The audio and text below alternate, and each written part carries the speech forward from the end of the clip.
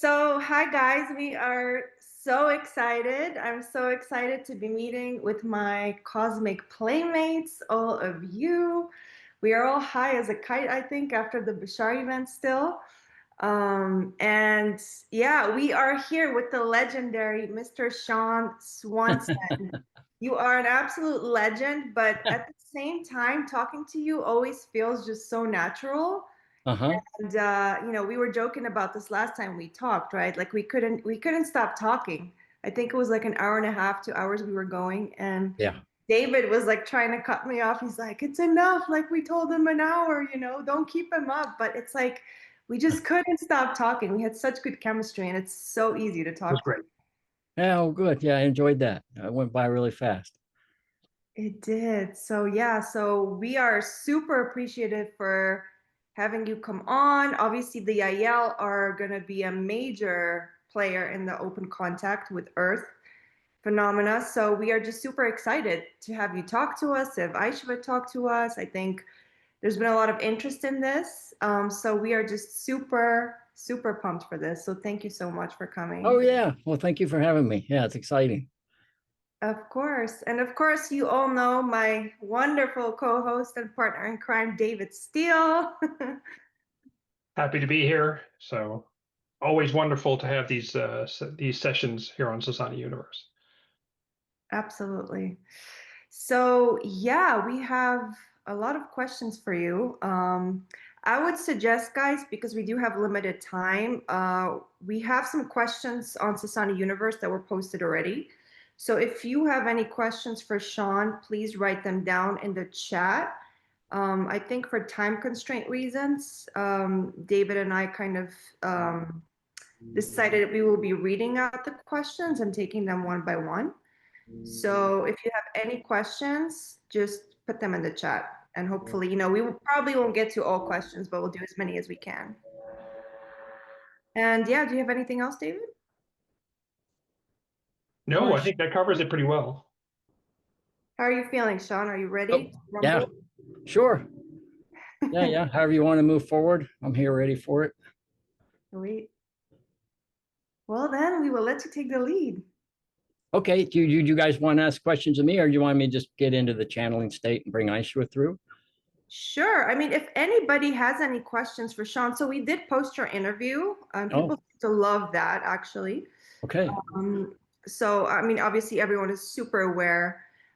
There's a question for you here. It says, "Hi, Shaun. Does Ishuwa have any insight into Aura's colors?" Okay, that's going to be for Ishuwa more, I think. But yeah, if anybody has any questions for Shaun, now's your chance. Okay.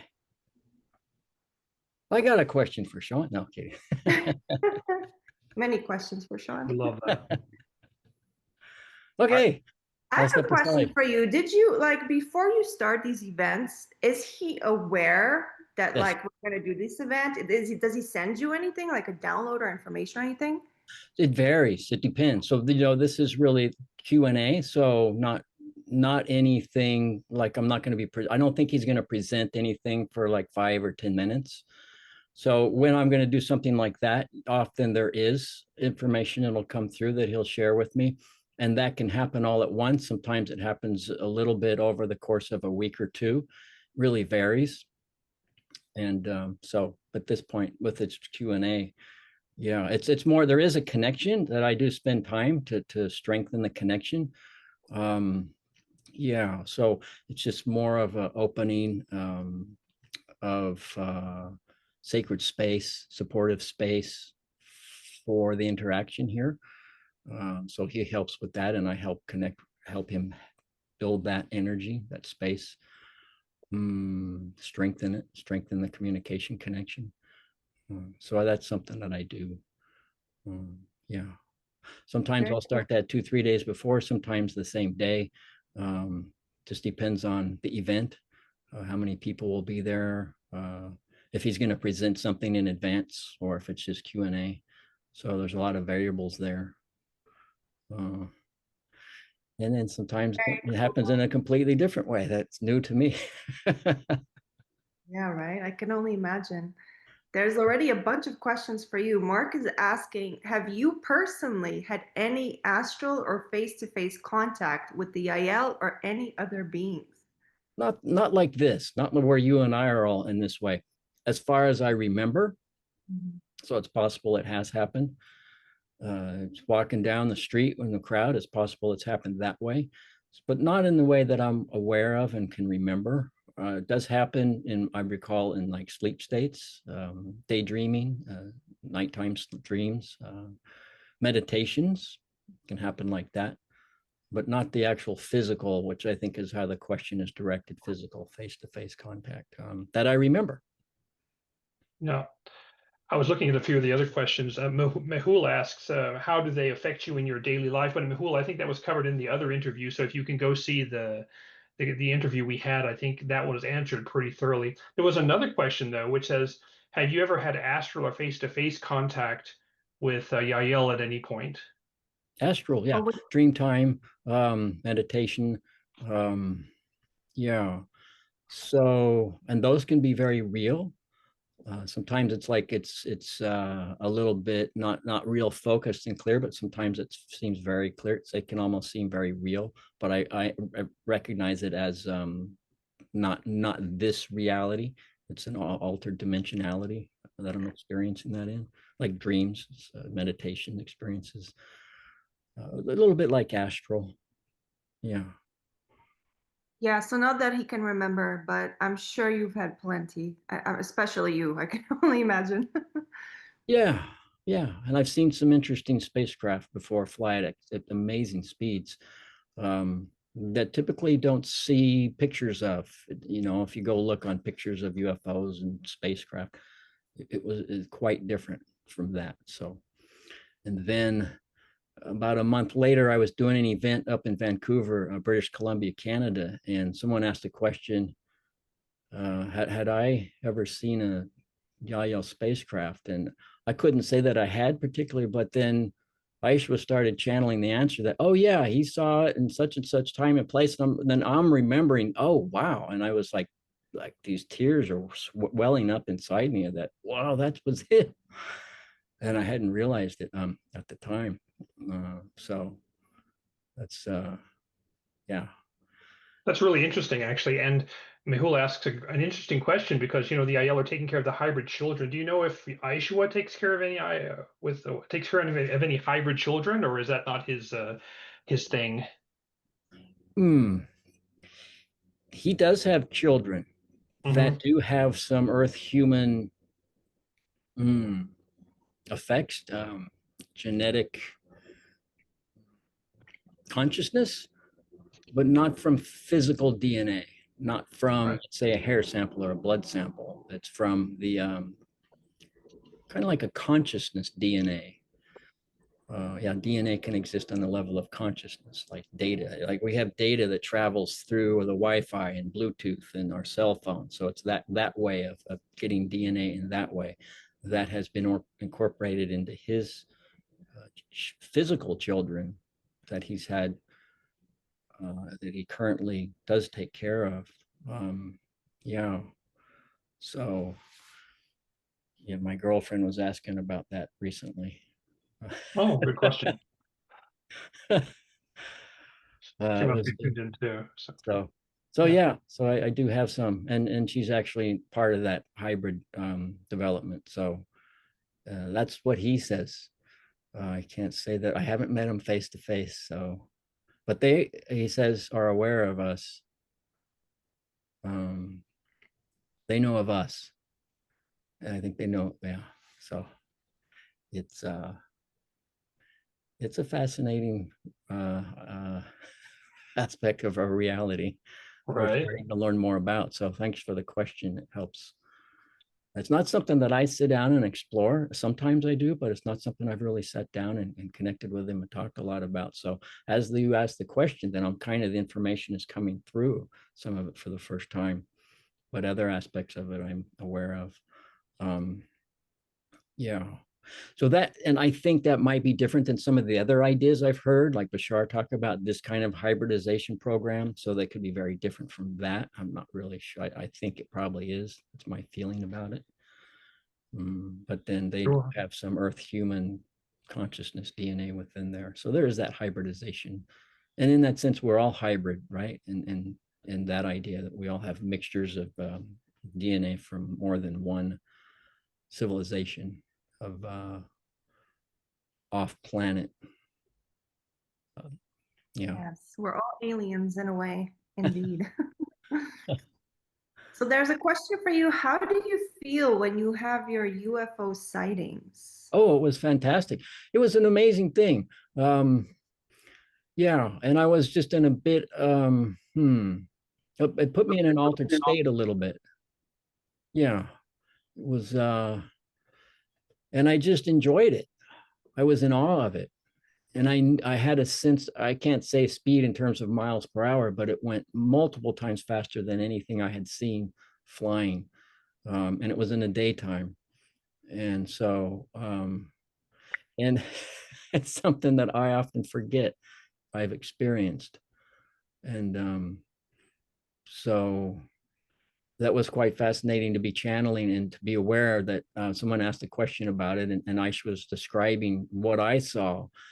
And he didn't know that I was seeing the spacecraft until a little bit later when he got to another location. And someone was actually, the idea was, he said that was showing me seeing his craft go by. So I don't know how that works, how that technology, or if it's more of a like a psychic vision, how that unfolded. But he became aware that I was actually seeing him fly over, but I didn't know that was he was in that craft. So it was quite a touching moment, I think, for both of us. So yeah. Awesome. That'll be an interesting question for Ishuwa, I think, like how he perceives you, and how he connects with you. Sure. That could be a good thing to start off with, actually. Maybe we should move on to the channeling stars, because I'm sure that'll be a good way to pick up, and then we can start with that and then move through the questions. That would be great. Okay. Sure. Yeah. Very well. I will step aside and bring Ishuwa through, and you all just have a wonderful time. Feel free to ask about whatever. Enjoy. If he says something you don't understand, you can ask him to repeat it. So, yeah. All right. I'll connect with you when I get Forward there. to it. See you on the other side. Okay. Yeah.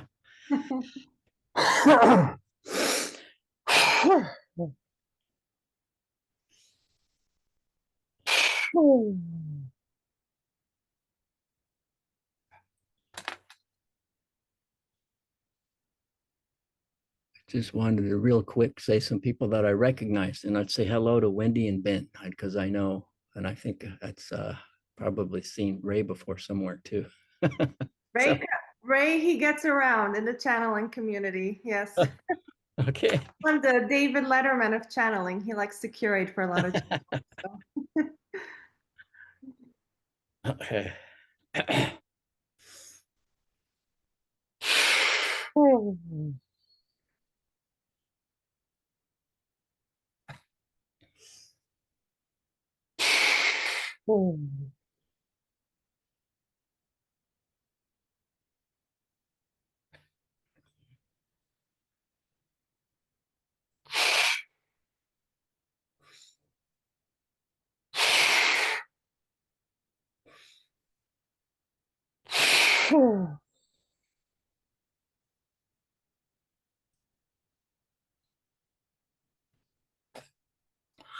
Wonderful to be here with all of you in these blending moments to gather in this day of our timing. To gather with your interest, your curiosity, your questions, your sharings, we can explore more of the infinite that we all are, more of the unconditional love that is all of our actual nature. And with this in heart and mind, I will say thank you all for gathering with your curiosity and your excitement and your love and your sharing of the reality of existence. Together at this timing, if you would like, if you have sharings or suggestions or questions, I am open to that. Yes, move forward as you wish.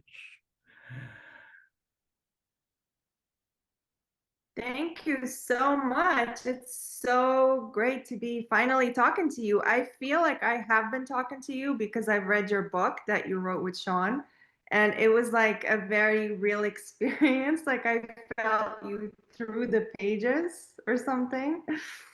So it's really fun to connect with you in a more visceral way. Yes, wonderful. Yes, always, in all ways. And in these ways, very deeply enjoy. Thank you for acknowledging the feeling, the awareness that is flowing through you of this connection. Thank you. Thank you so much. So we have a lot of questions for you from our viewers. So we can go to the first one.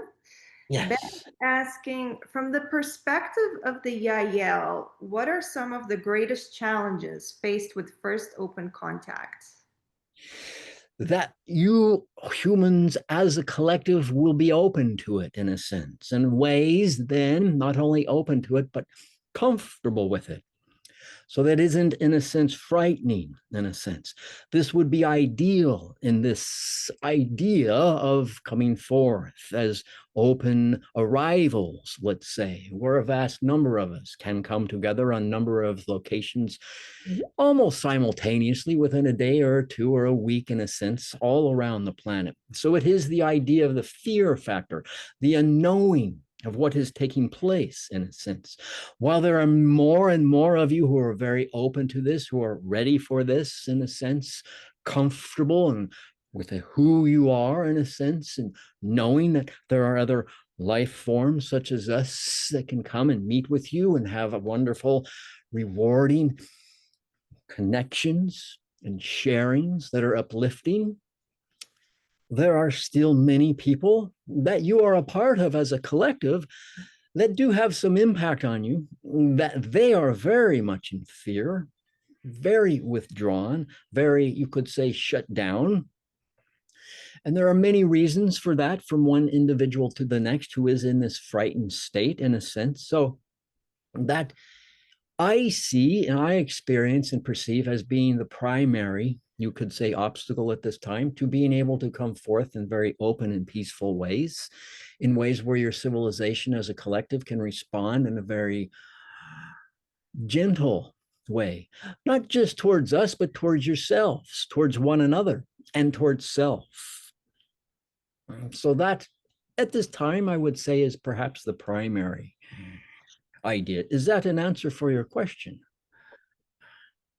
Absolutely. I think that's kind of an expected answer, but that makes a lot of sense because I think we have to become more vibrational in vibrational alignment to where you are, which is letting go of our negativity and our fears, basically.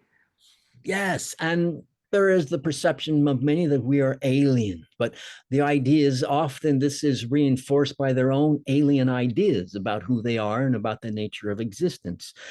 They're ideas that they have had for a long time, but they're alien in the sense they are out of alignment or foreign to the actual nature of existence, that we're all one in a sense, all eternally unconditional love, and all capable of getting along in very uplifting, cooperative, enjoyable ways. And so those statements that I just made can be very foreign ideas, alien ideas to still many humans on Earth, in a sense. So in that sense, there are many alien ideas, beliefs, definitions of what is possible that exist within many Earth humans at this time. And all ideas are equally valid from the perspective of the infinite existence, in a sense, all equal. So not to say that one is better than the other in this sharing that I am providing. That's interesting. That leads me, you were talking about the arrivals. Mehul asks an interesting question about when the first arrivals come, especially in the form of the hybrids. Do you have any comments or observations about how that might unfold? Um, you did a video on it recently, and he was interested in learning more about it. There are more than one way.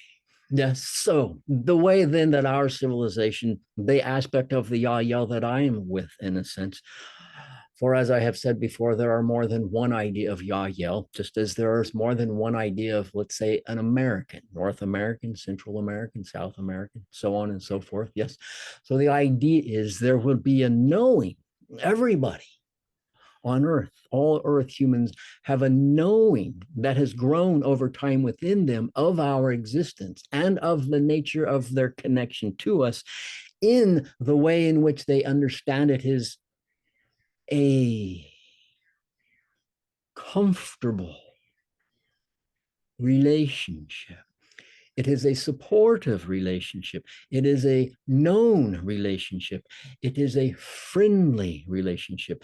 It is a relationship that in many instances is deeper and more comforting than any they have had in this current lifetime on earth, in a sense. For many of those of earth humans who still live in a great deal of fear and are frightened and not capable of comfortably interacting with others, in a sense, they have many walls up protecting their sense you could call ego and this and that.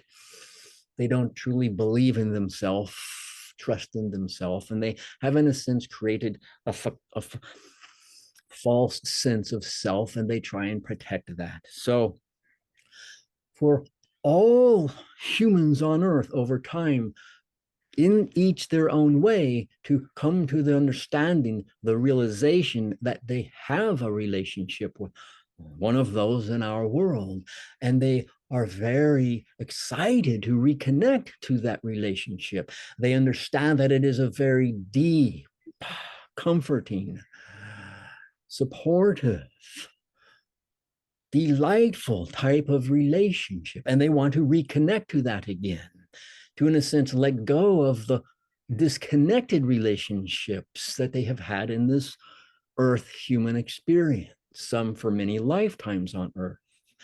And so it is as more and more earth humans begin to reconnect to these relationships they have with those in our civilization, there will then be more and more of you who want, looking forward to not just contact, but the arrivals, not just with an alien, not just with a Yahyel or some other extraterrestrial civilization, but those you know you have had connection with before.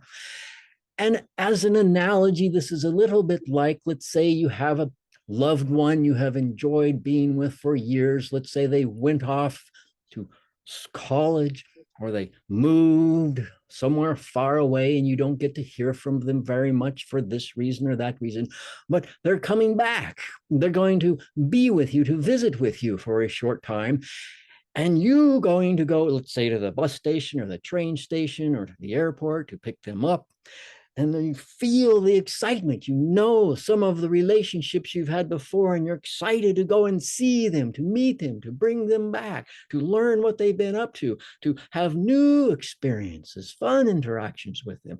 So this is the idea that is possible, that is our civilization coming forth, and the idea of first arrivals. It is that kind of connection, and those on earth beginning to recognize that we are beings that are like this analogy, someone that you have known before that is coming back, and you look forward to connecting, reconnecting with. And what have you been doing? I missed you so much. Remember when we used to do that, or we would go there? And in that, yes, earth humans will begin to have more memories of other experiences they have had in lifetimes on other worlds. Memories will begin to come back, in a sense, through dream time, daydreams, meditations, and sometimes instant downloads. And there are multitudes of ways this can happen for one or another individual on earth, in terms of how each earth human begins to remember this, how each of you humans on earth begin to reconnect to this realization. For some of you, it can happen overnight, literally overnight. Some of you, it takes more time. Some of you, it will take listening to others who have had this activation of memory, talking to you about it, and that will begin to activate the memories within those individuals that you might say are a little more behind the thick walls of facade, and so on and so forth, protecting the sense of self, so on and so forth. So that is the idea. In one way this can unfold, but it isn't the only way. And We, of course, are not the only ones who might be coming forth in a sense. So don't lock in to just one idea, one possibility. But for those in my Yahyel civilization, this is very highly possible still, but not to say it is a guarantee that it will unfold this way.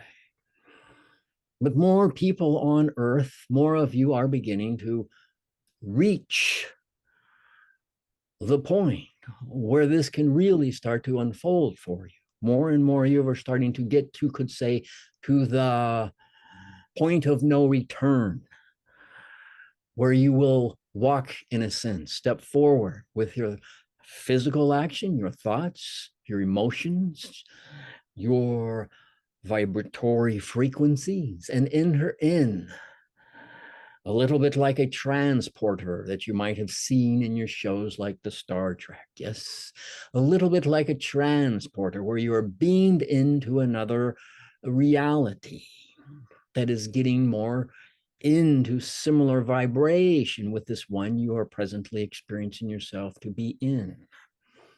So this is a possibility. Yes. Does that answer the question? Absolutely, that makes a lot of sense. And in a sense, I see that you've probably already started that with Shaun, the channel himself, in terms of being the first step in that connection. Yes, in a sense. Yes. Thank you. Great. So we have a question from Mark, and he's asking, have the hybrids already landed in places like, let's say, Sedona, and can we visit with them, or are they still inaccessible to us right now? My perception is there are some, yes, and that then not of my civilization particularly, that you would be able to visit with in a sense, not to have an appointment, let's say, but interaction with without realizing this is possible. Yes, this may have already been taking place with any number of you in any number of locations. Yes, for there are other civilizations who are part of that type of contact taking place. So there are a variety of consciousnesses that are helping you here on Earth open the door, have this activated within you. And so it takes a multitude of civilizations in this endeavor. So, yes, it is something that is very likely occurring already. It is my understanding that it is, but it is not something that I am regularly a part of in that context doing. I have at times come forth and interacted with Earth humans at times in the current timing and in past and in future, but that is a different topic from the question. Right. So it seems there has to obviously be synchronicity and relevance and readiness for something like that to happen. For an individual, yes. To have that experience, yes. That's interesting. Ray has a question because Ray is very into all the hybrid connections, and he's connected to a lot of those beings, including the hybrid children. And he asks, in his impression, they seem very, very, very intelligent. And he was wondering on our, IQ scale, where we have a system where we take a test and see how logically intelligent someone is. He's of the impression that they're geniuses. Would you have any comment about what their IQ would be on our scale? It could be you would classify them as geniuses, yes. So it is something they might ask, why is these questions being asked? Even that would be for them, oh, isn't this obvious? So they are learning, many more of them, that there are those on Earth for whom it isn't obvious at all.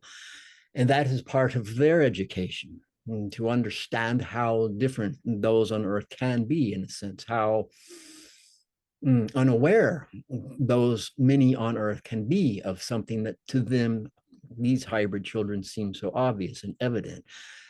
So it is something that they are learning. Yes. And again, there are varieties. So not the idea to just have it as just one type of hybrid children. Yes. So those in my world you might classify as children would, you could say, they wouldn't have a number, like an IQ of this number or that number.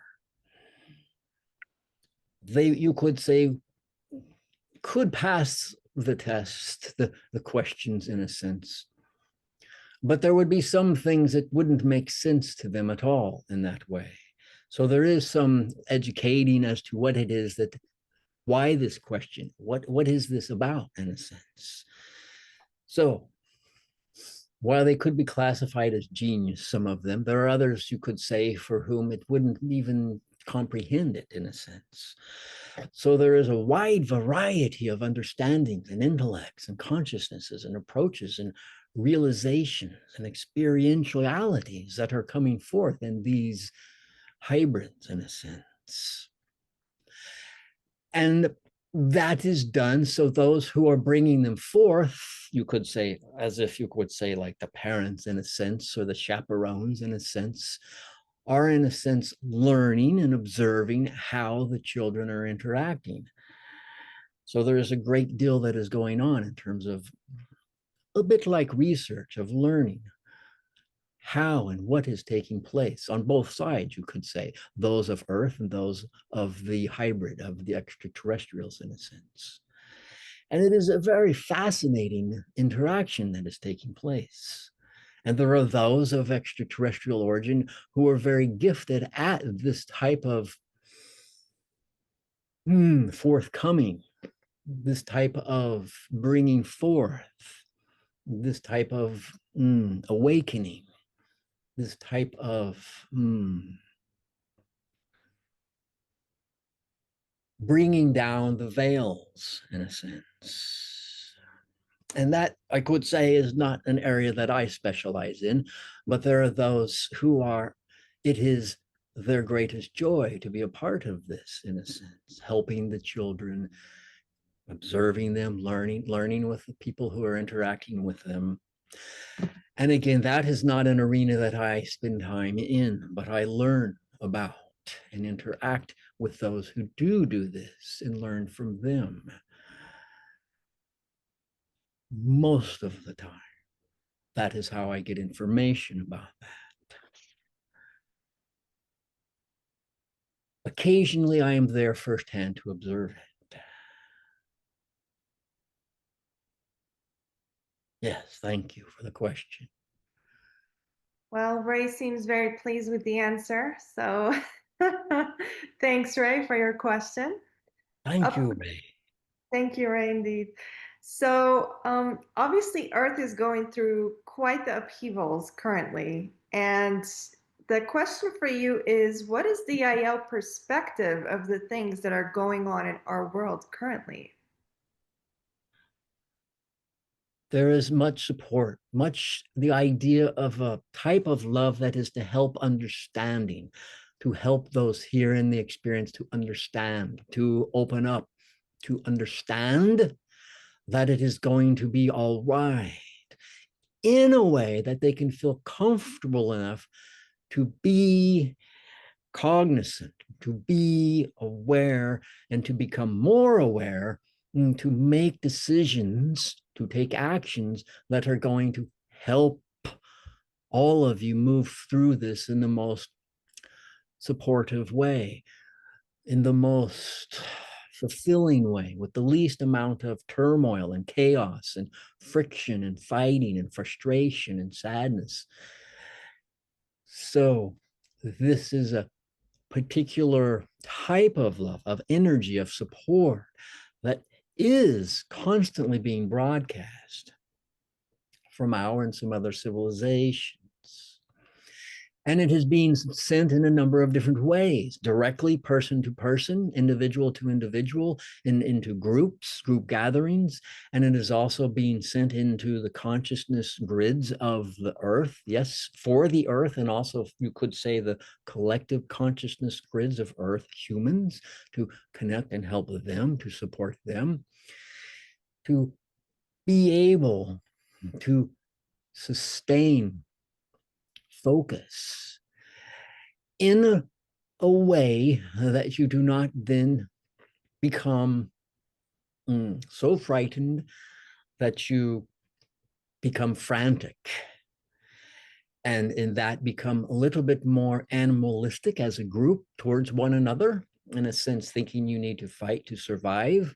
That is something that can happen, but it is not likely to happen. There have been, you could say, some efforts to try to bring that about, in a sense, and they have fortunately been unable to be successful in creating that type of civil unrest to the point where which rioting could break out in excessive levels. Fortunately, the idea of the love that is being sent is of a type that is helping to prevent that. And that is very powerful.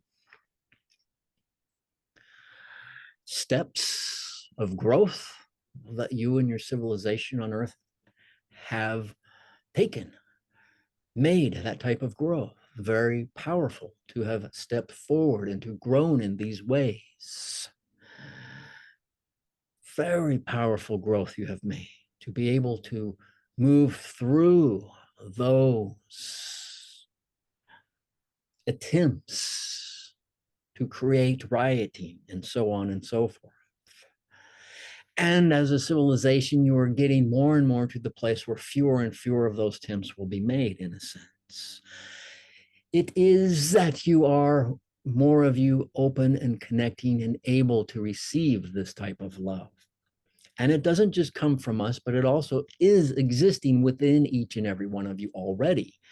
So it is us sending and others that are working with us, doing the sending, that helps, you could say, activate its existence that is already within each and every one of you, that has been previously, you could say, turned off, unable to access it and be aware of it and feel it, know it, experience it, live it, and express it in cooperative ways with each other.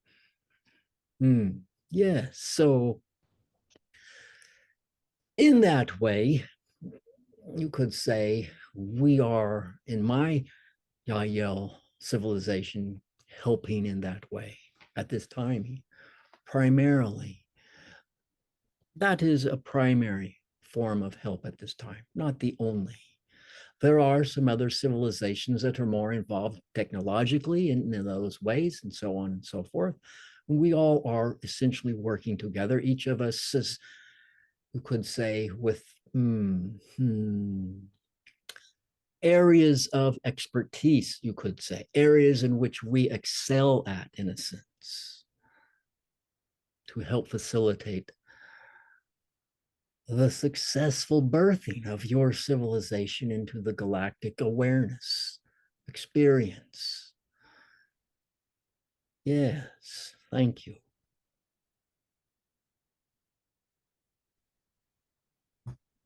That's amazing. I love that. We've got a few questions about people who are passionate about interacting with the Yahyel, so I thought I would ask a two-part question.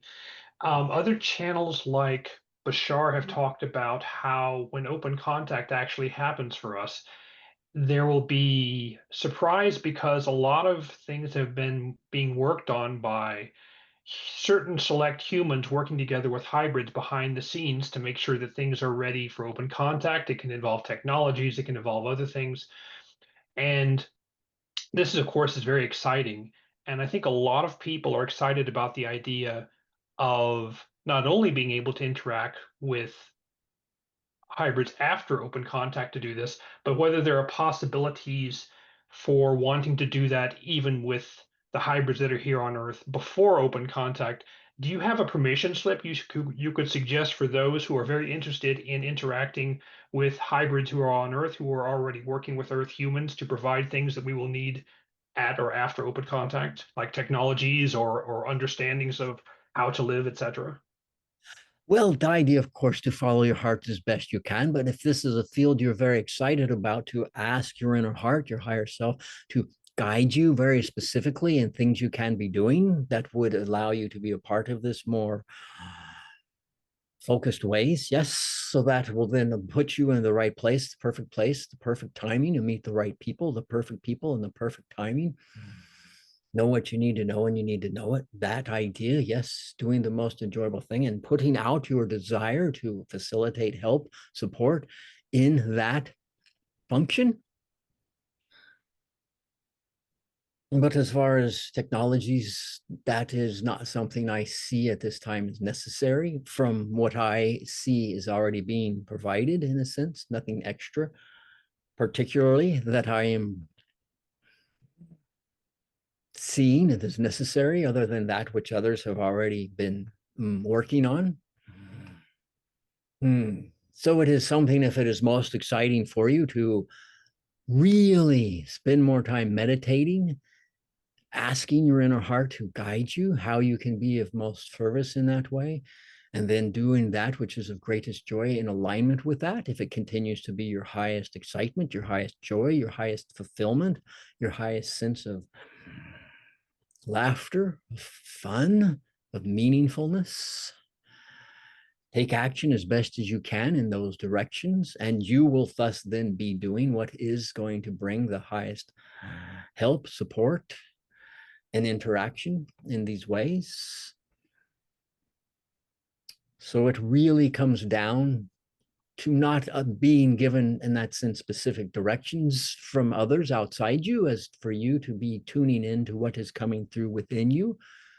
That is the way to be most in alignment, to be at the right place, to receive, to know, to take action.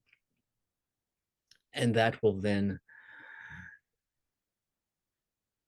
allow also for the greatest flexibility. As things start unfolding and can accelerate very quickly, there are numerous potential possibilities that can unfold. So what may seem to be the direction that is most likely to unfold, that can change and can be a higher, more enjoyable outcome that unfolds. And then that one can be, you could say, another even higher outcome that can unfold.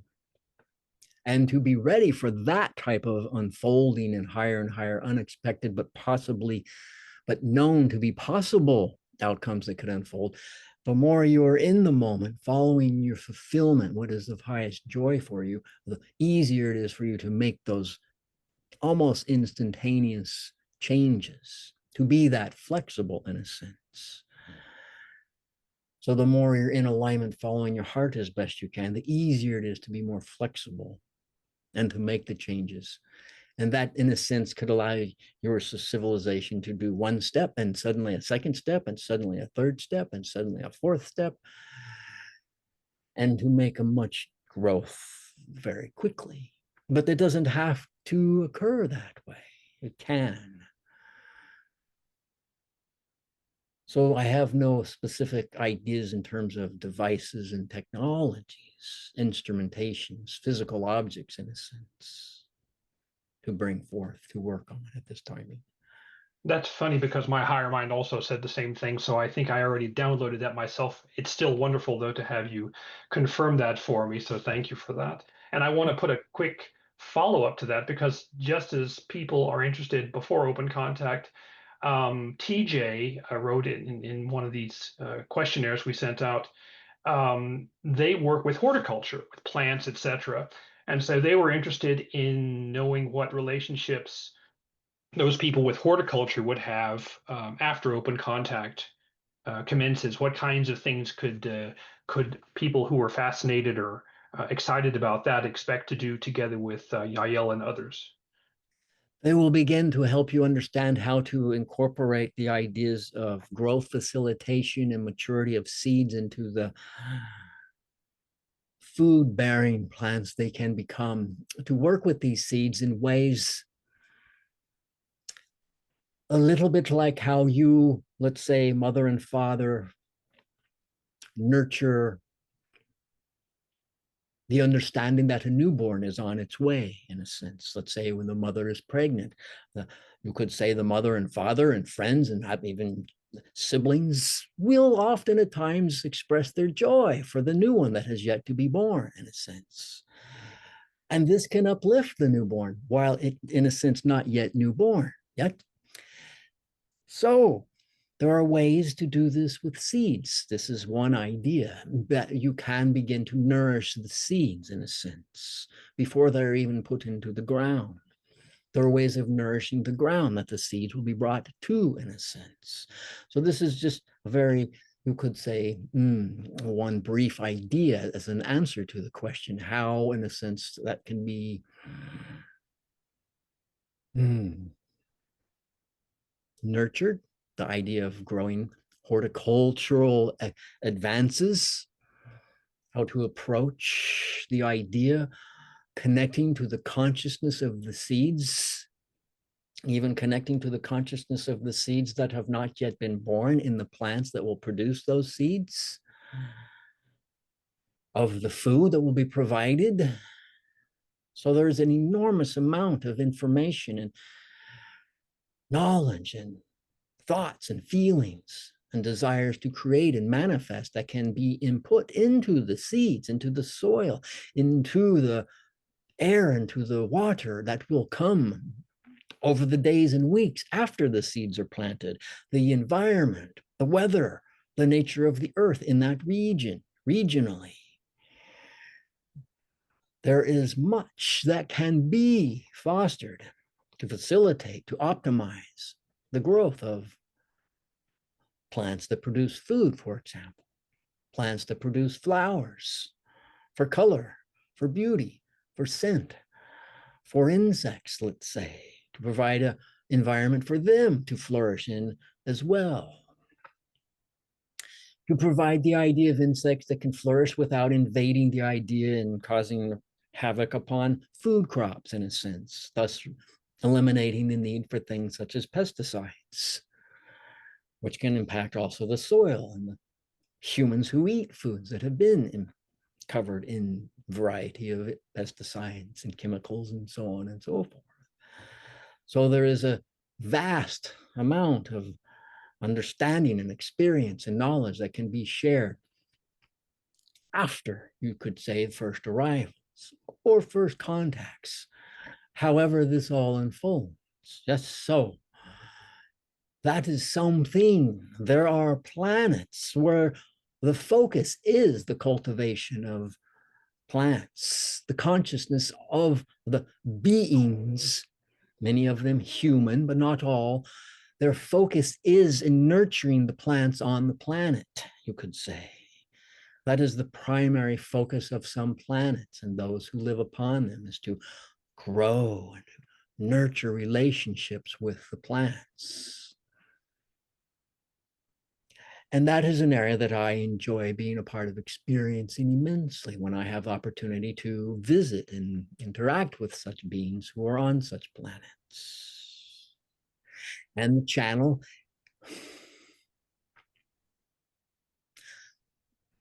as a result of that enjoyment of mine, he enjoys growing things in the Hawaiian Islands where he currently lives, such as papayas, yes, and other types of foods, cherry tomatoes, and he is fascinated by the growth of those. And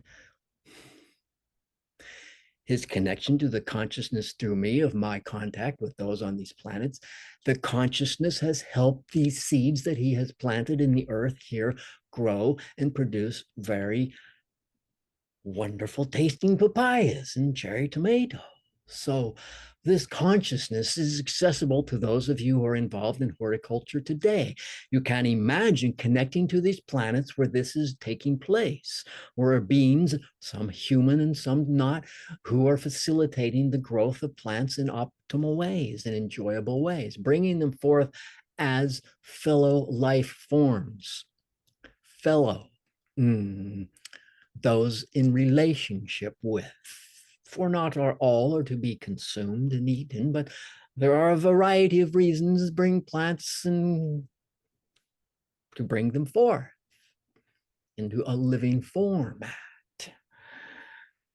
And so those here on earth who do this can begin, not begin, but can connect more to this type of consciousness. These people on other planets who focus there and are so excited. It is their life's greatest fulfillment to do this.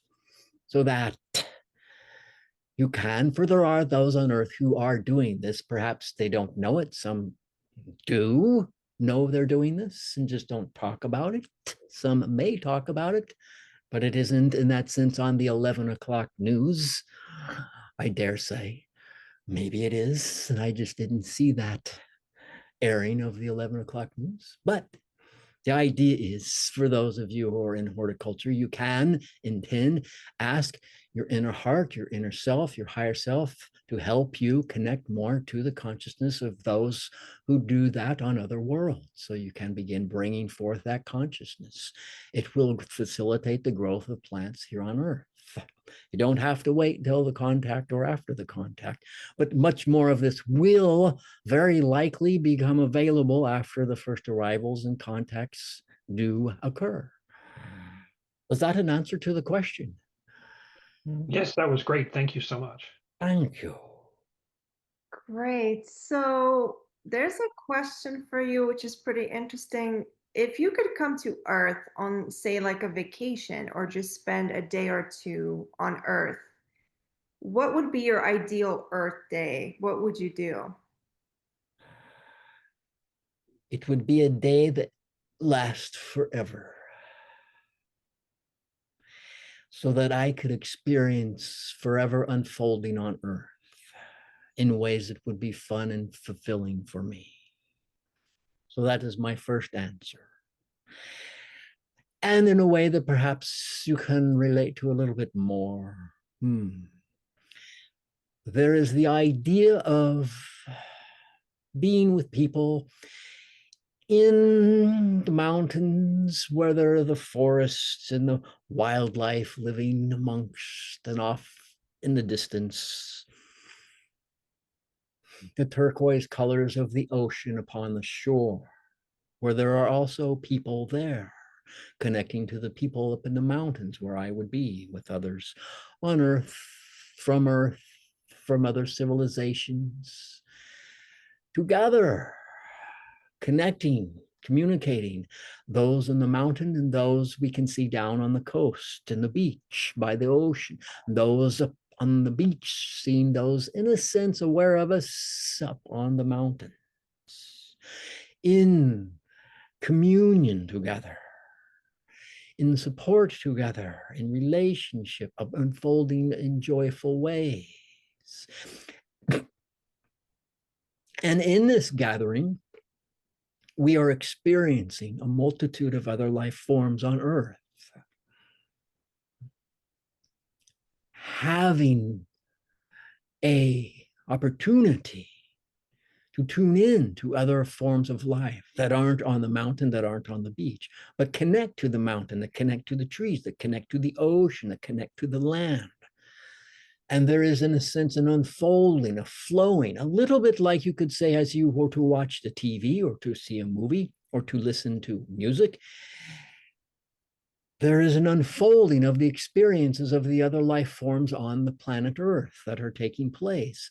And we are able to see this, to see them unfolding, to feel them, to experience them unfolding, as though a television was in our mind's eye, so to speak. For you all have the ability to see very clearly through the mind's eye. And that then, if I have a day where I could be on Earth, this is what I would like that to be like. Yes. Now, again, that is a little bit outside of perhaps how you perceive what is possible, but that is not too far off in terms of possibility, and it is highly probable. So if I could just show up at the airport,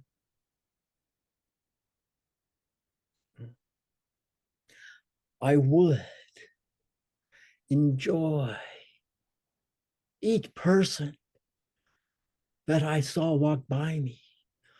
I would feel so grateful that I and they are one, and that they are expressing me in the way that they are, in the body that they are inhabiting, in the body that is choosing to share a moment of life with them, in the way that it is expressing its physical human shape.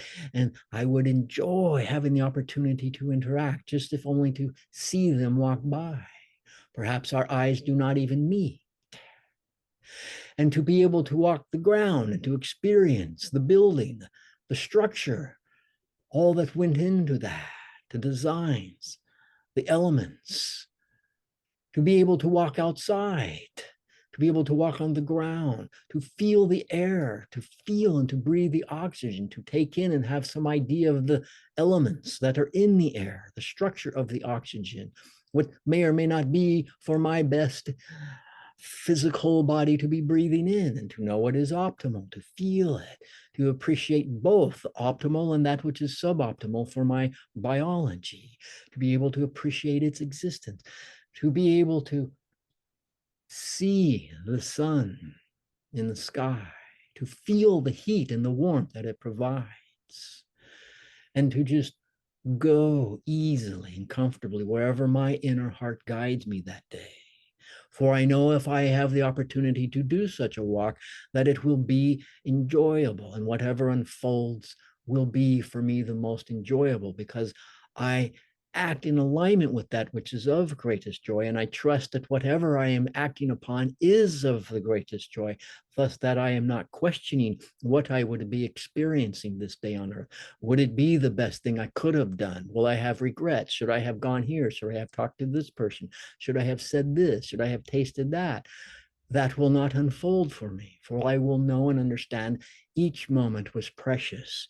Each moment was touching.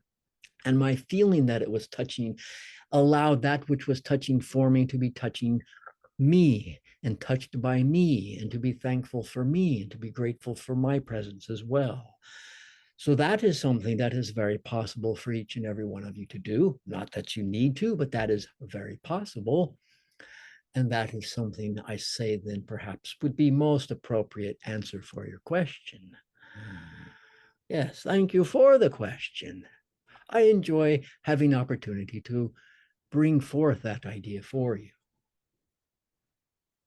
Thank you so much. It's always super curious to me how you guys, like what your view is of the earth and what your perspective is. And, sometimes I think we imagine what we would do if we were able to space travel and go to other cultures. So it's always fascinating to see other perspectives. Yes, thank you. Yes. There are a wide variety of perspectives, perceptions, ideas of those from other worlds when they first encounter you here. Yes, I'm not aware of them all, but I enjoy hearing them, just as you, I'm sure, enjoy hearing them as well. Yes, and I would enjoy someday hearing what you perhaps would do when you have a day on another planet as well. Yes, that's exciting for me to hear as well. Thank you. For me as well. I think about it all the time, actually. And on that note, I'm curious, what actually is your perspective on humanity? Like if you had to introduce us to a race that, say, has never heard of us before, how would you describe us? Human, as our Yahyel civilization is human. However, they have chosen to explore being disconnected from awareness of their actual nature. And in doing that, they are discovering and creating a vast variety of very unusual ways to feel separate, to be separate. A great deal of very fascinating ways creation can create the experience of being disconnected. And it can be quite fun and fascinating. And yes, it can be very interesting, exciting. And so there are those who would want to experience that. The idea of being disconnected from awareness of self is in and of itself a reach for many civilizations, that it could even be done in a sense. For many civilizations, you have to spend some time helping them understand what it is you're even saying Earth civilization is accomplishing in that respect. So therein it is, could say, this amazing group of human beings who have crafted, created with their imagination, their intelligence, and their wit, and their humor, and their perseverance, and their determination, and their focus, and their discipline to create a very fascinating aspect, expression of existence. in ways that are all frequently with the idea of being disconnected from awareness of self. And what that can be like and look like and is very revealing to many civilizations which had not known that that would even have been possible to do. And certainly then I'm talking to a civilization that has the idea of warmth and acceptance for what Earth humans are doing. And if the Earth humans need help because they have gone so far in this idea of creating separation that they can create destruction, there are those civilizations that might want to get on board to help prevent that. So that is, you could say, what I would say and have said, and not always like that, but it is something frequently that I have shared with other civilizations. Other things I have shared, other civilizations would require describing Earth humans differently in ways perhaps wouldn't really make sense to an Earth human. But there are civilizations that are vastly different from how you perceive what other humans might be like, in a sense. Yeah. I Very love interesting, enjoyable question. Thank you. I love that answer. And it's so fascinating to think how we are equals with all the other beings and all that we have to share, because that experience, just as you said, it's very hard for them to understand our reality. It can be hard for us to understand theirs. So there's this great exchange. It's almost like like a student exchange program in a way to learn about each other. Yes, thank you. Yes. Speaking of that, I noticed that the channel Shaun really loves Hawaii, and Hawaii comes up in the context of hybrid children wanting to have sanctuaries there, etc. Can you maybe speak a little bit to the reason that Hawaii and that region pops up so often in regard to the idea of hybrids and hybrids children um, coming to Earth and living with us? There is frequency very strong in this region of civilization past, where Earth humans and extraterrestrial humans were very aware of each other and had supportive relationships. There were then those of Earth who could at times go off into space with some of these extraterrestrials, and others from other planets would then be able to be brought here and have a life here for some amount of time, if it was however long they felt comfortable being here. So that, you could say, was a reality here in this region. Yes, there are other regions, yes, where this has taken place. And there, I'm sure, are other regions where I am not aware that it has possibly taken place on Earth. So that then the idea is still held in, you could say, the Earth in Gaia, the consciousness of Earth, in the soils, in, you could say, the crystalline structures very strongly.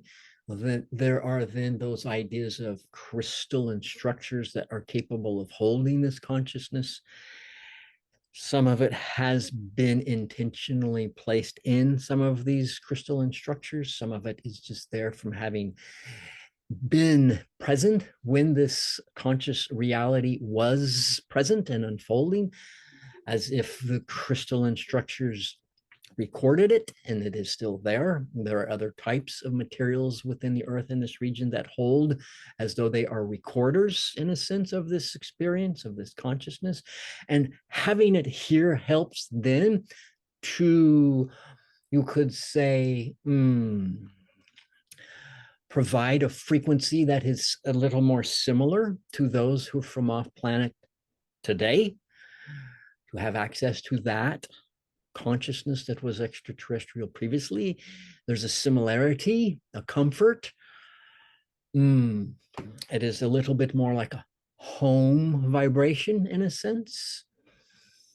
And again, these are not crystalline structures that can be accessed by Earth human technologies, in a sense. So no need to get your shovels and come digging for that. And in any way, technologically speaking, that then is a lot to do with it, but not the only reason, but it is something that is significant in why this is so. So thank you for that question.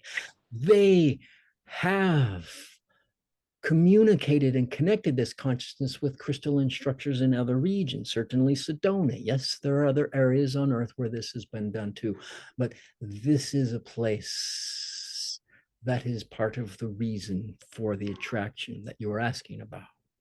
Thank you. Thank you. I have a question. When we have a sighting, let's say it's a Yahyel ship. So when we have a sighting, we usually get very excited, which we try to document it and send telepathic messages. Do you guys pick up on that? Or like what is a reverse sighting like for you? I know that may be a bit of a weird question, but how do you experience that? At times we know you are excited about seeing us. Yes. Am I answering along the lines of your question so far? Yes, I'm just curious if we become aware of a ship, because to Yes. us it stands out, right? So, Yes. do you guys become aware of us noticing you? Or Yes. okay. Yes. Not to say all of you, but yes. There are times where that is done intentionally. There are times where that is done for just one person on Earth. Times it is done for a particular group of individuals. They may or may not know each other, but they have a particular program of consciousness within them, which it is important for them to have that particular sighting at that particular time. Almost like a destined experience, sighting. There is the idea, oh, right then, of course, I have spoken before of the idea of Phoenix lights, but then it can happen in any moments. That particular one, you had spacecraft lights on the underside, as you would perceive it. The lights were getting a lot of attention from those on Earth in that region who saw the lights, and yet the lights, several of us aboard the craft in some other locations, were focusing a consciousness about who we were, what our intentions were to help facilitate your growth back into the awareness of your actual nature. And love and support was being beamed. This knowledge was being beamed through the lights into the eyes of those who saw the lights and were attracted by the lights. That then can help activate some of those who are seeing them with the understanding that we were sending. That understanding may or may not have awakened instantaneously for them while they were seeing the lights and receiving what we were sending to them. It may come at later time. It may come in bits and pieces over later times. So that is something where we are aware of that you're seeing. Not always are we aware of all of you who would be seeing one of our intended, you could say, visualizations, activations, visual activation moments. Yes. There are other civilizations who come and go, who have different interactions, and that I would not be aware of, that may or may not be something I learn about, that may or may not be something those in my civilization hear about, learn about, in a sense. So there's a lot of activity coming and going. So I am not aware of it all. But there are times, yes, we are aware of those on Earth who are aware. And it is then the idea of reverse sightings.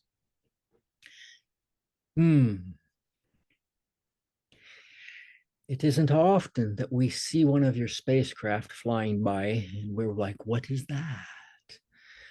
But there are times where you could say, there are some times where some of your future, which you would perceive as your future civilization, has been able to jump, you could say, timelines in a sense, and to show up in that way in which we would to see it and would wonder, what is this?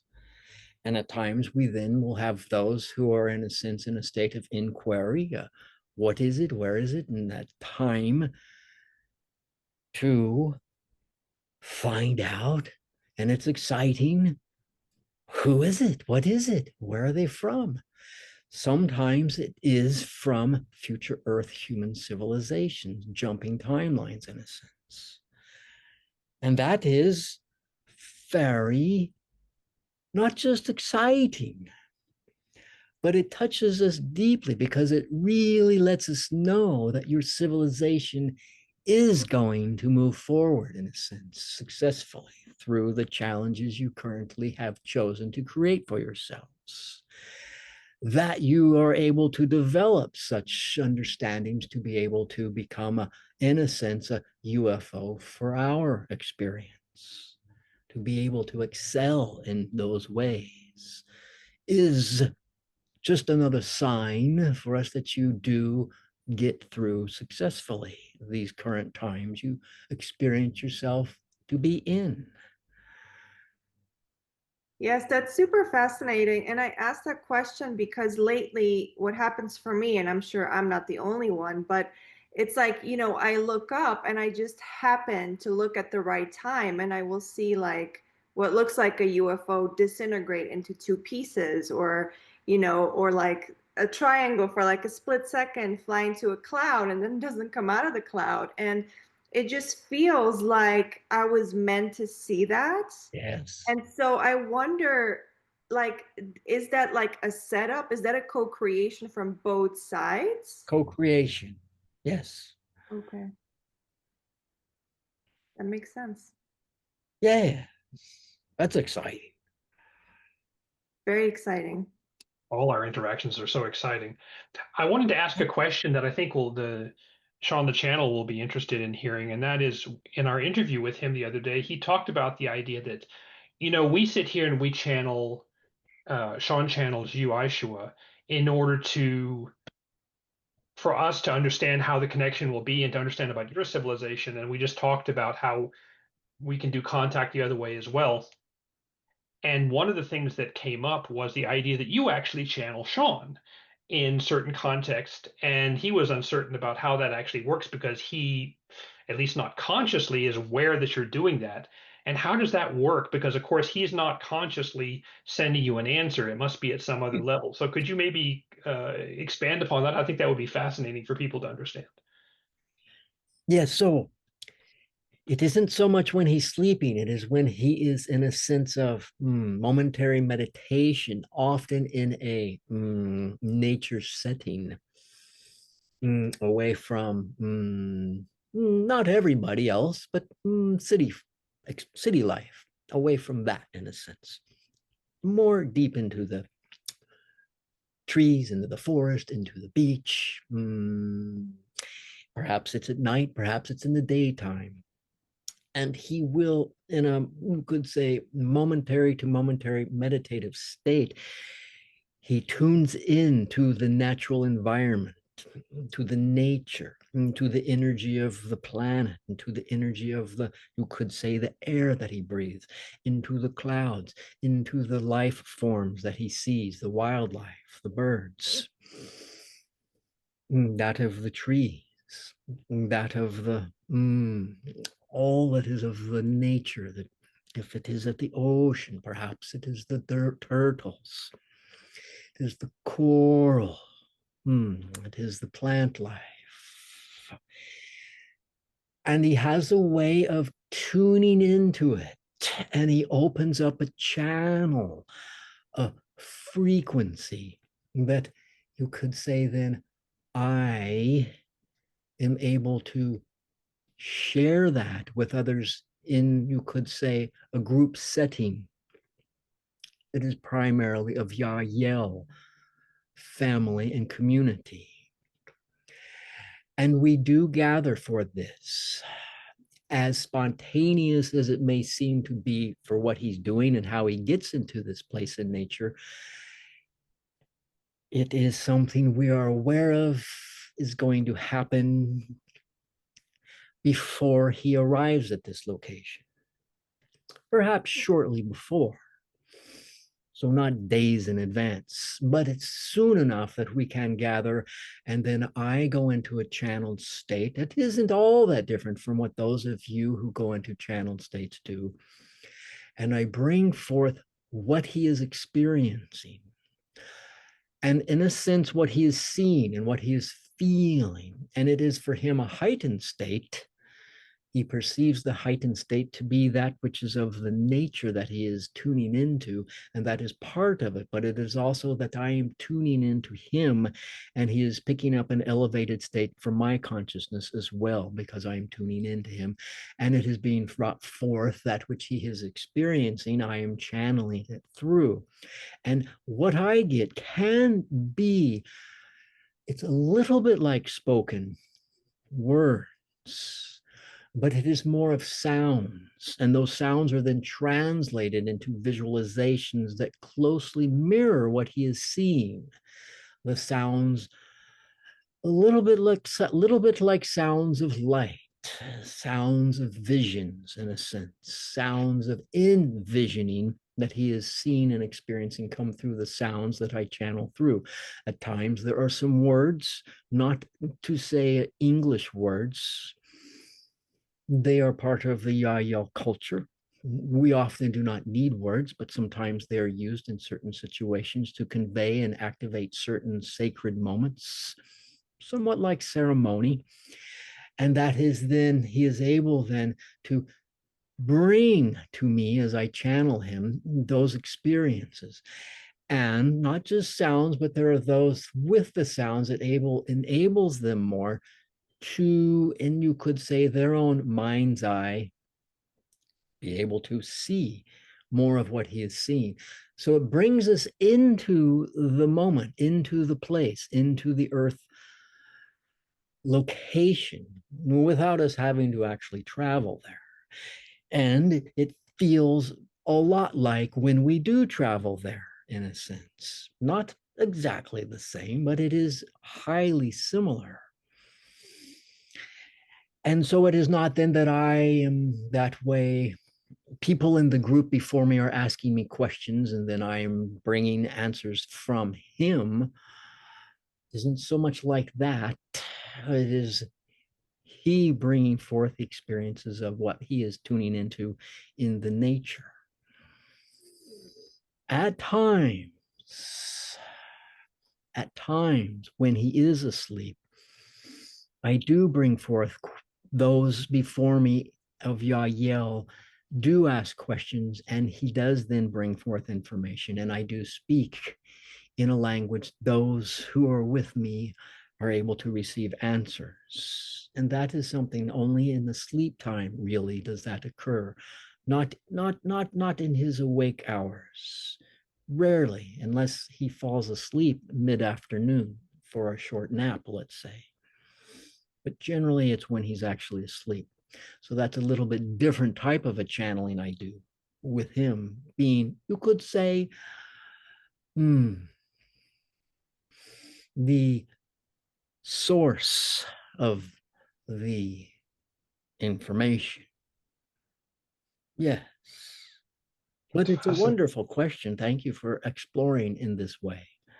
Thank you. I love it when we see that things are actually a mirror and work this more or less the same way both ways. Yeah. Thank you. I have a question. So your race was obviously created by the Greys to be one of. No. There are those of us who have been created by the Greys. Yes. So continue with the question. So I'm just curious how that works for a civilization when they are created like that. Like, are you guys given a planet?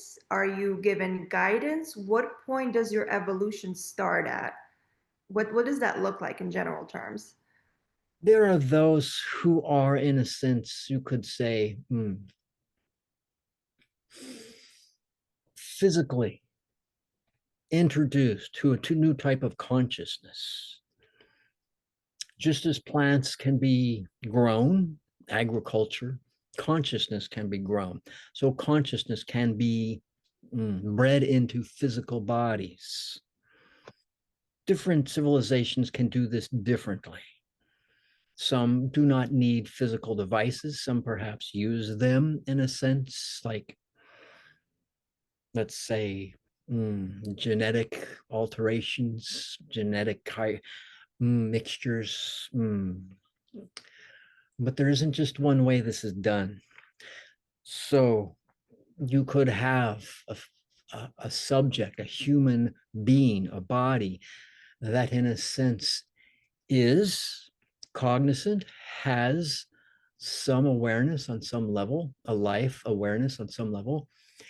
And on a deeper level, it has been brought in to be, let's say, introduced the physical body with a new consciousness. So this is a little bit like Earth Human. Some of you do what is known as a walk-in. The person who is living in the body has had enough and has decided it's time to move on.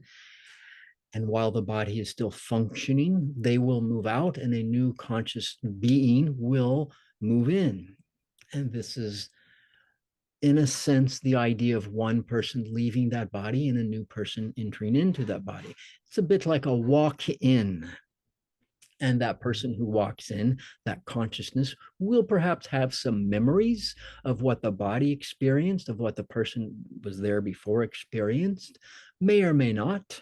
And then will begin that life from that point forward. The walk-in will have a new experience in that body. So there is this idea this can be done for, let's say, several, let's just say, human beings, human physical bodies can be introduced to a consciousness that has, you could say, been grown on a planet that grows types of consciousnesses. And then those beings can be human being bodies with this new consciousness that's been introduced to their physical bodies, can then all be brought into a place on a planet like Earth and be given education, be monitored, be supported in how to move forward, how to grow. The amount of support and help they will need depends on the type of consciousness that was introduced into their physical bodies, and also how those physical bodies take in and accept those conscious introductions, those consciousness inceptions. And so that is something the civilization that is undertaking this endeavor has a responsibility to oversee how these beings, how these humans are doing. This can be done in other life forms, not just a human body. Now, that perhaps answers the question. I will get back to that, but to say, understand how did, so that could be then how that particular civilization began. You could say that's how they began, when they were introduced with this new consciousness into this human body, and they were taken to this place, and they were then allowed to move forward and live life and see what they could do, see what they could learn, and how they would, under their own means and ways, and create their civilization. You could say that is the start of their civilization. You could say that way. However, that body came from some other point of origin, and the consciousness came from some other point of origin. So if you want to take that in, then where does the point of origin actually begin? And so you have to get a point of defining what constitutes the point, the beginning point of their evolution. And that then gets into a whole different discussion or idea or exploration. What are you defining as the beginning of a particular civilization's evolutionary state of being? Ours, the Yahyel that I am a part of, goes back and back and back and back and back and back. And so some of us then have moved out from point we might think of as a point of origin, of consolidated history or herstory, where we wanted to go out into other worlds, and you could say potentially even other galaxies beyond this galaxy you are currently in, and create a life on a planet that was completely no longer aware of this Yahyel civilization that I am a part of. And can tell you that they were successful in creating a civilization we're not aware of. I know this because at times we encounter civilizations and we then get to know them and then realize they came from our civilization. We realize they were connected to our civilization, and they can be quite different physiologically now. They can be similar, but some of them are very different, not really all that humanoid, but they brought with them very human aspects when they left as the Yahyel, members of our civilization.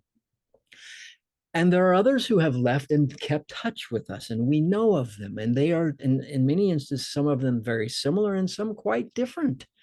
And yet we are all aware of one another, a big family in a sense. And so some of those that we haven't been aware of have also then been taken in by other civilizations and used for those civilizations' evolutionary growth and development. And so now you're starting to create, if you think of it like a tree with the trunk, and then there's many, many branches going off in many different directions. And then you have many trees because you have an orchard of trees. And then you have a planet filled with many orchards of trees.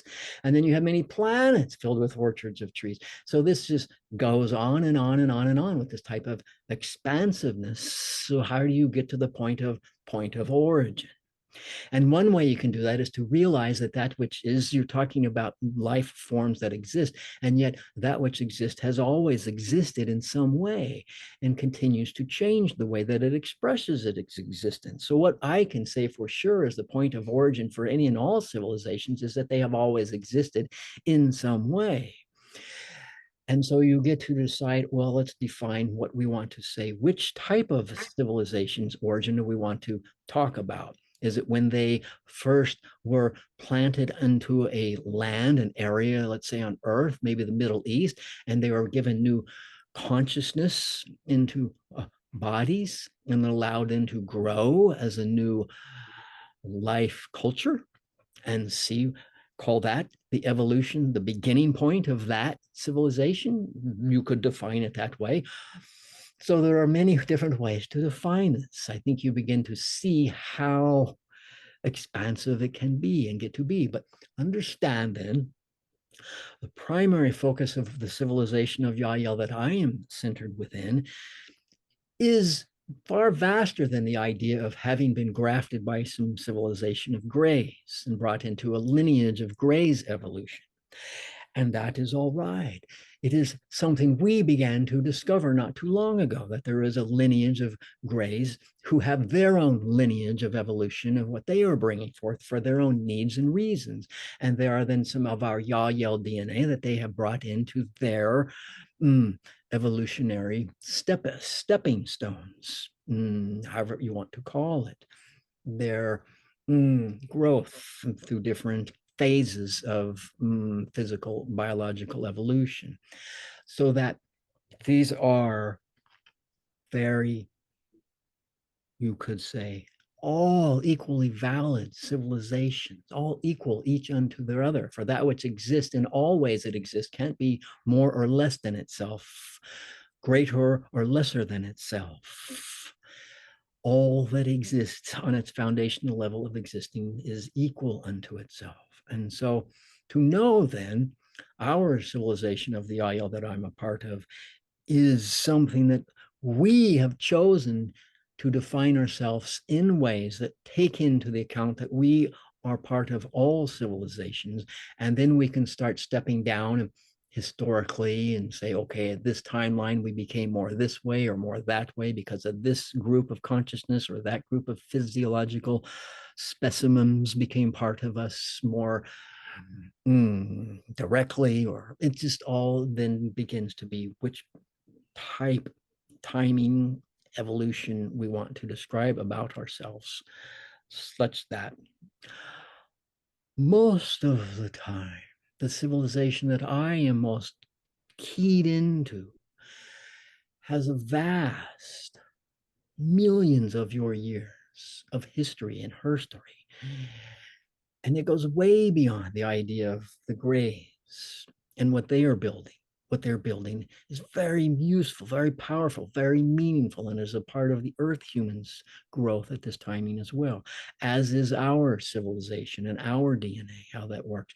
But again, our DNA is contained because they have found those who had left our planet we had lost contact with. They have pulled the Gray have pulled them into their evolutionary growth development processes. And we can then recognize that DNA once we are, you could say, discover it, we can explore it, we can get in touch with it and realize how it connects to our, you could say, in a sense, ancestors, so to speak, kind of like that.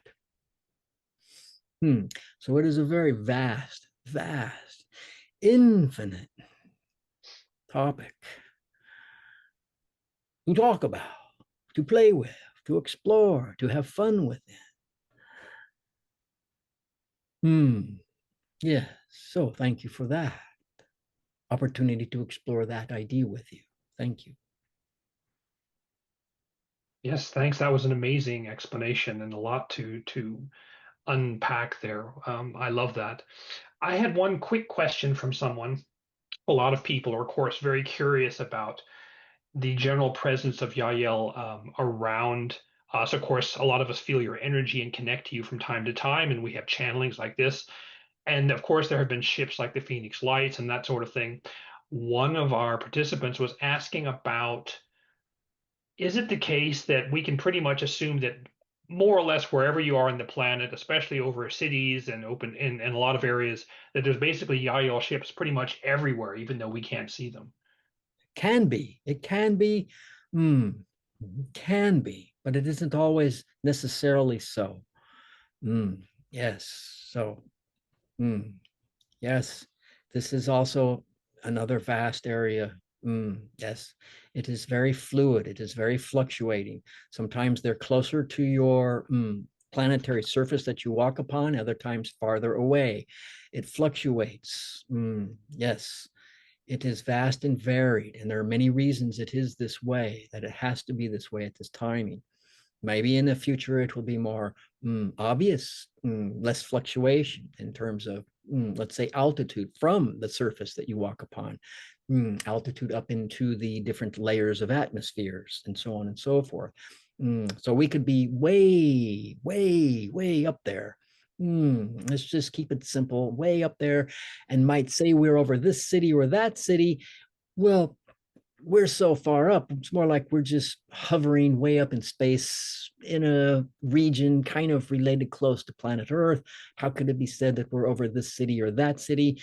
Has to do with what we're focused on, in a sense. So we can be way up there, way up there, way up in space, above your atmospheric levels, layers, and we would say we're over this city or that city because we are focusing our consciousness on that city or that rural region, the country. Yeah. So a lot goes into that answer. Yes, there's a lot going on, and it's changing, fluctuating rapidly, very rapidly, constantly changing. With each blink of an eye, it is changing. And so it isn't like we're just sitting necessarily, just sitting there stationary, just slowly going around in a slow orbit. Things fluctuate very fast in that manner. Do you understand that idea? Yes, that makes a lot of sense. Thank you. Yes, thank you. A lot of vast answers, David. This isn't, Yes. so very, I love it. All aspects of you and I and you and all of us as the we, that is the one, that is the all, that is eternally unconditional love. There you go. Great. So perhaps we can take our last question for you. So this is kind of like a question about our little group here. Frederick is asking, what do we all in this group have in common that is related to the Yahyel? In other words, what brought us together to learn and remember? And are there any specific messages for us in this group to hear? Very well. One moment.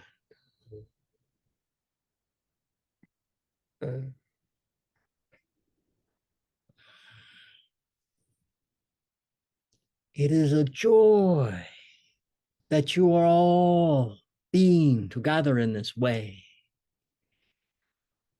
Unbeknownst perhaps to some of you, but obvious to others, for there is this gathering again, for you have gathered this way before.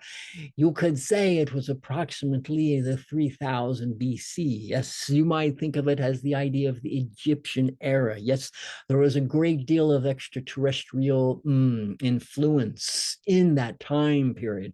Very powerful influence on the consciousness of the people walking the earth at that time. Not necessarily in any of the ways you would think it was, but it was there. And in a sense, you all were very much into this then too. And you spoke about it then too.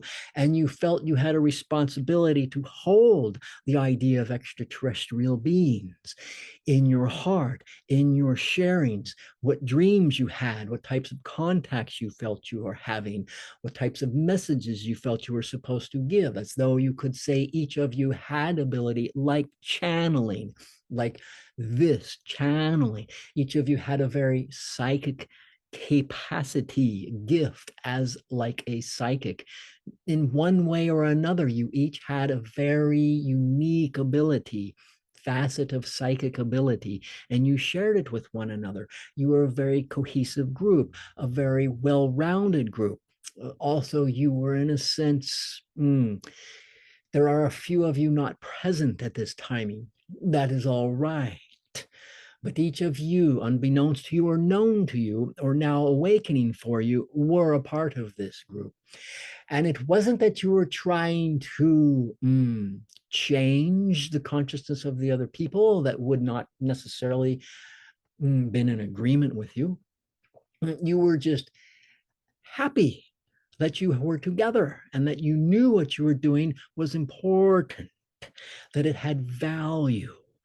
You had intuitive connection, intuitive knowledge that it meant something. It was being of great service.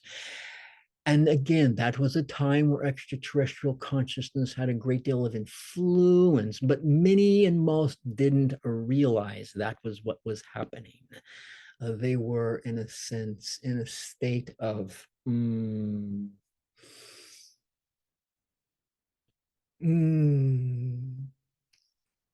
they didn't see the bigger picture.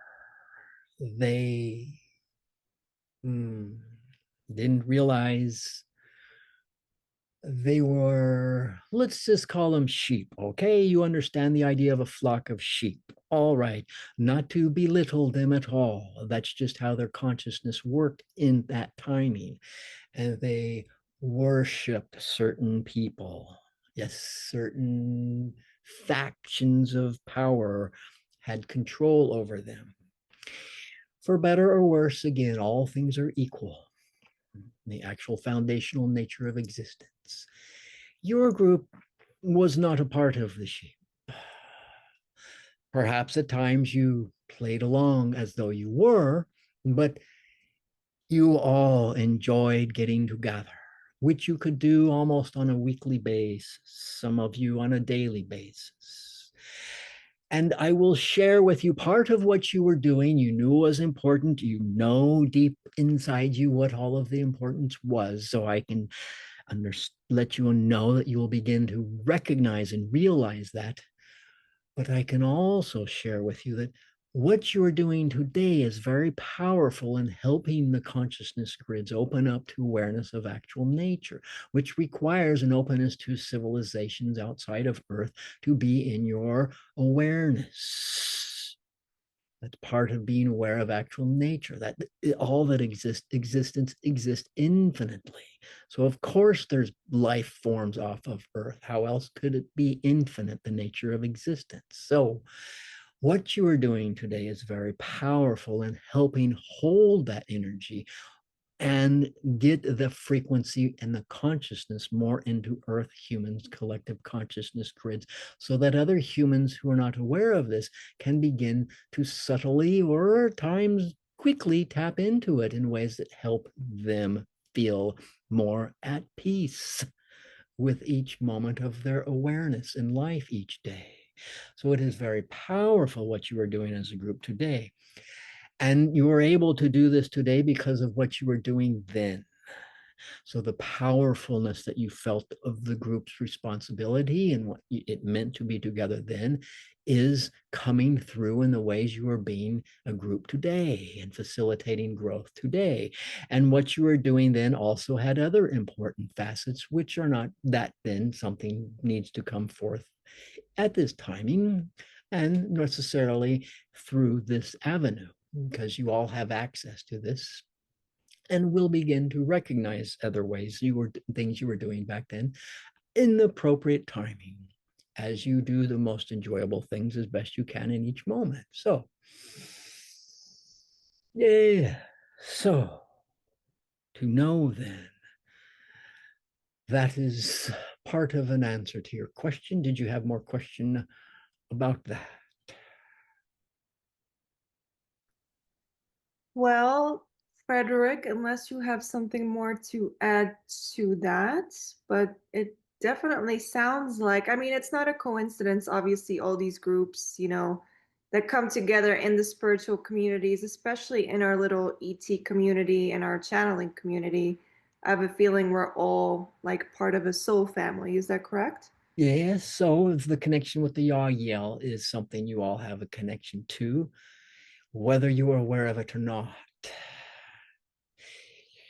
So if you were to have someone from one of our labs, so to speak, not that this would happen, work with the DNA on a level that it can be observed upon, not just the levels that your current geneticists there are able to work with it on and observe it at, you would see the similarities of our human genetics and your human genetics that contains Yahyel DNA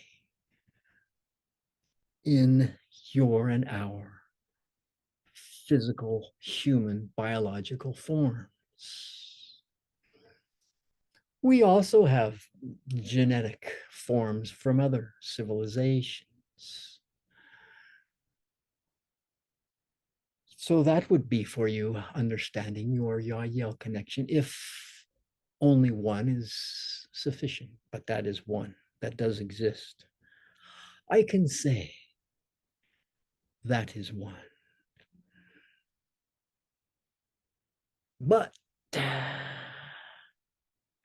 one way you can utilize that, since I can't give you the lab samples and show it all to you, and you don't have technology there, which you could have a lab sample taken and say, oh, there it is to think of the Yahyel DNA within you as an avenue to connect more to your Yahyel family, as a gateway, so to speak, to connection and communicating. So you can ask, this Yahyel DNA within me, may it serve me as a conscious gateway. I ask to connect more to my Yahyel family in ways that would be uplifting for me and them. And then you put that out there and ask that it come, information and connection with the Yahyel family begin coming to you through your inner guidance, your inner heart's guidance and wisdom in ways and timings most appropriate for you. And what you do then is you allow yourself to know that it begins to unfold, to come to you, information, feelings, thoughts, ideas. And what you do then is you act on those as best you can in the ones that are most exciting and fulfilling and uplifting for you. Act on those, follow those as best you can. And that will then help you, in a sense, feel more of the Yahyel connection, to experience the Yahyel connection more. And you do have DNA from other civilizations you could explore in that way with them as well. If Sasani is one, then you can go about exploring in that and see how that unfolds for you.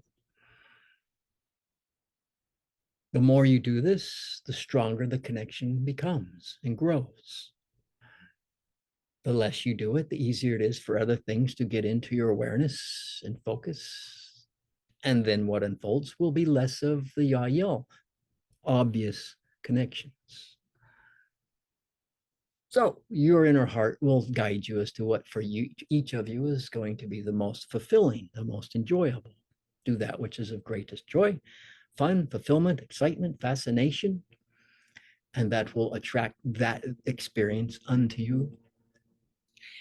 For what you put out the strongest, with the thoughts you think the most, with the emotions you have the strongest towards those thoughts you think the most, and you take the most actions towards and with and for, is then what attracts what you tune into. And you always can know what it is you're most strongly putting out by observing what you are experiencing in any given moment. That lets you know what you're experiencing in each moment, lets you know what it is you're most strongly putting out in that moment. Always, in all ways. Thank you.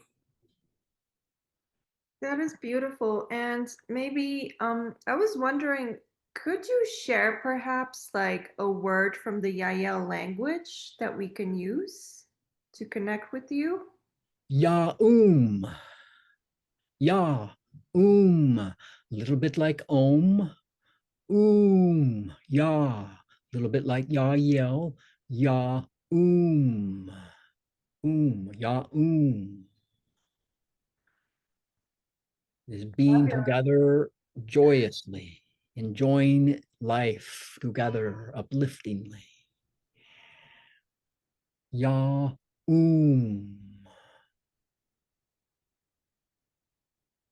That's amazing. David, did you have anything? No, I think that's a great way. And, the entire energy I think of us all here is Yaum. So I think that's a Ya, wonderful to to conclude this. So we want to thank you so much, Aishua, for all We'll this see you information. soon.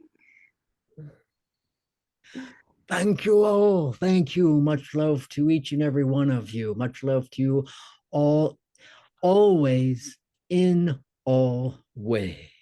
Yaum. Yeah. Mm.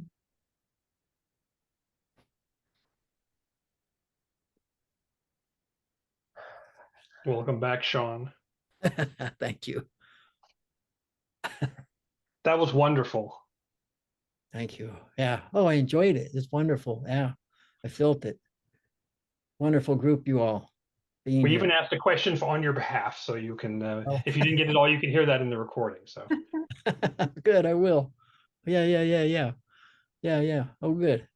Yeah, so that was like mind blowing actually. It's probably one of like our favorite challenges we've ever done, I think. yes, definitely. Thank you. Wonderful. Happy to be a part of it with you. You know, your energies are helping bring all that what you experienced through. So I couldn't do it without you, and with Aishwa too. That's great. We appreciate the co-creation. Can you let people know where they can get it? I'm sure we've inspired a lot of people to contact you. Can you let people know where to contact you and if they want to do more? Sure. So my website is my name, Shaun, Shaun, and Swanson, ShaunSwanson.com. Yeah, yeah. I have There's another one, Ishuwa, Ishuwa, Ishuwa.com. So yeah, I'm transitioning from that one to my name. So ShaunSwanson.com is good. Great. Yeah. Yeah. Reach out. Somebody, I'd be happy to hear from you. That'd be great. I feel like we should hear more from you because you have like really amazing material. And I think like one of the things I get from you personally is like a really strong anchor for the Yael energy and like a reference point of like what they actually feel like. And it's just like I don't know how to put it. It's just like this bliss, you know. We always joke around that it's like this big 70s mushroom party, but that's literally what it feels like. So it's yeah, and even looking at the feedback now, somebody said the most impressive channeling I've ever been part of. Wow. Emotional, wonderful. So Thank you. Oh, Absolutely. thank you. I love to hear it. I'm grateful to be a part of this with you. Yeah. So we'll do it again sometime, huh? I think we should. I think we should. We would love to have you back. Those of you who are on Sasani Universe, you may be a little familiar because I share some of Avatars of the Phoenix Lights, which is Shaun Swanson's book that he wrote. That's a channeled book with him and Ishuwa. So I definitely plan on sharing more of that because it's just really great material. But again, we just love the energy and the interactions. And anytime you want to come back, just let us know. Yeah. Oh, good. We'll be in touch. Yeah. Look, Great. thank you so much. Yeah. Thank you Enjoyed so it. much. So Okay. you want to wind us up, Star? Yeah, I don't want to leave actually. I want to keep it going. We have the same problem we had. When did we last speak? It was last month, I think, and it was just me, David, and Shaun, and we were doing the interview of Shaun as Shaun, and Yeah. just like we were like, no, not yet, not yet, and I have that same feeling now. Like I don't want to wind it up. I want you to like be in my living room on the computer 24/7 in the background. That's what I would like. But I know that's unrealistic. So yeah, so I will just say thank you so much for coming. It's been a pleasure and honor. You are just an absolutely amazing channel. Your work is super important and super valuable to everybody. And we would just love to have you back. And yeah, I mean, that's all I can really say. David, do you have anything? Yeah, it's just wonderful. I think that you're a resource and a beautiful connection, and we love you both as a channel and as a human being, and we love interacting with you. So it's awesome as always. Thank you. Yeah, I love you guys. Love you too. Yeah, it's a warm, very warm, deep energy. I feel that from you all. So yeah, it's a blessing. Very touching. Very Yes, touching. and please give Aisha we say hi all the time, even though we're not there, but we say hi. Okay. Okay. Yeah. All right. And thanks, guys, all of you for coming. Thank Yeah, you all. like I said, hopefully we'll do one again because I think this was really Sure. lovely. Yeah, we will. Definitely. Yeah. And yeah, we'll be in touch. Yeah. Be in Yep. touch. Okay. Take care Thanks, all. everyone. So thank you so much. Much Bye love. bye. Goodbye for now. Bye.